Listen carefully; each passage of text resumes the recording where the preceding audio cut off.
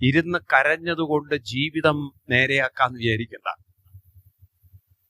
കരഞ്ഞതുകൊണ്ട് ജീവിതം നേരെയാക്കാൻ പറ്റില്ല. കഴിഞ്ഞ തൊട്ട് ഇനി നിങ്ങൾക്ക് ആർക്കും മാറ്റിയെടുക്കാനും സാധ്യമല്ല.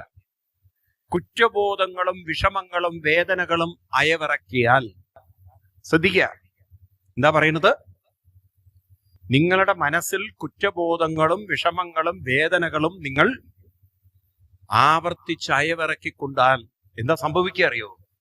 ദുരിതങ്ങൾ ഒന്നിനു പുറകിൽ ഒന്ന് വരും. കാരണം എന്താണെന്നറിയോ? എന്താ കാരണം? മനസ്സിന് കർമ്മങ്ങളെ ആകർഷിക്കാനുള്ള കഴിവുണ്ട്. ശ്രദ്ധിക്കൂ, നിങ്ങൾക്ക് മനസ്സിലാവും.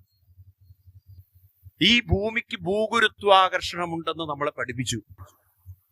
പക്ഷെ മനുഷ്യന്റെ മനസ്സിനും ആകർഷണമുണ്ടെന്ന് നമ്മളെ